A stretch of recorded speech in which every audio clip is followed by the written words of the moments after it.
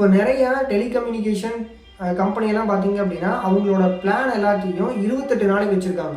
ஏன் இந்த 28 நாளைக்கு வச்சுருக்காங்க அப்படின்னு கேட்டிங்கன்னா, இப்போது இருக்கிறதுலையே அதிகமான நாட்கள் அப்படின்னு பார்த்தீங்கன்னா 31 நாள் இருக்கக்கூடிய மாதங்களும் இருக்குது. அதே மாதிரி 30 மாதங்கள் இருக்குது. அதுக்கும் கம்மியாக பார்த்தீங்கன்னா பிப்ரவரி வந்து 28 நாள் இருக்கும். ஸோ இப்போ இந்த பிப்ரவரியில் இருக்கக்கூடிய அந்த 28 நாளை தான் பேசிக்காக அவங்க வச்சுருக்காங்க. இப்போ இன்னும் பார்த்தீங்க அப்படின்னா இதில் வந்து அவங்களுக்கு ஒரு ப்ராஃபிட்னே சொல்லலாம்.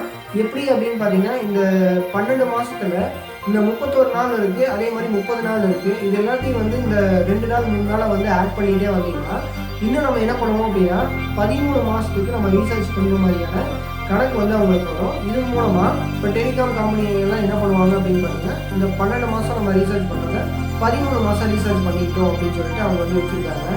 ஒருத்தர் வந்து ரீசார்ஜ் பண்ணுறாரு அப்படின்னு பார்த்தீங்கன்னா மாதம் ரீசார்ஜ் பண்ணிட்டு இருப்பாரு. இன்னும் சில பேர் என்ன பண்ணுவாங்க அப்படின்னு பார்த்தீங்கன்னா 3 மாதத்துக்கு ஒருக்கா, இல்லை 6 மாதத்துக்கு ஒருக்கா, இல்லை 8 மாதத்துக்கு ஒருக்கா இந்த மாதிரி வந்து ரீசார்ஜ் பண்ணிக்குவாங்க.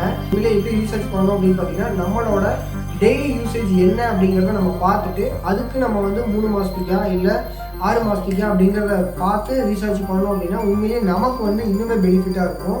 உண்மையிலேயே டேட்டா பேக்கை வந்து நம்ம எப்படி சூஸ் பண்ணோம் அப்படின்னா ஒரு நாளைக்கு எனக்கு எவ்வளோ டேட்டா தேவைப்படுது அப்படிங்கிறத நம்ம கணக்கில் வச்சுக்கிட்டு கிட்டத்தட்ட ஒரு 3 மாதத்துக்கோ இல்லை 6 மாதத்துக்கோ 5 மாதத்துக்கோ அந்த மாதிரி வந்து நம்ம சூஸ் பண்ணோம் அப்படின்னா நமக்கு இன்னுமே பார்த்தீங்கன்னா கம்மியாகும். கிட்டத்தட்ட பார்த்தீங்கன்னா நான் வந்து 209 ரூபாய்க்கு வந்து ரீசார்ஜ் பண்ணிட்டு இருக்கேன்.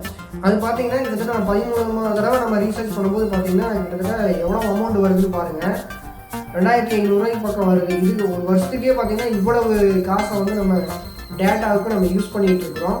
ஸோ இனியாவது நம்ம டேட்டா பேக்கை சூஸ் பண்ணும்போது ஒரு நாளைக்கு நமக்கு எவ்வளோ டேட்டா தேவைப்படுது அப்படிங்கிறத பார்த்து நம்ம ரீசார்ஜ் பண்ணோம் அப்படின்னா உண்மையிலேயே இந்த அளவுக்கு வந்து நம்ம அமௌண்ட்டை வந்து அதிகமாக இந்த டேட்டா பேக்குக்கு வந்து நம்ம செலவு பண்ண மாட்டோம் அப்படின்னு நினைக்கிறேன்.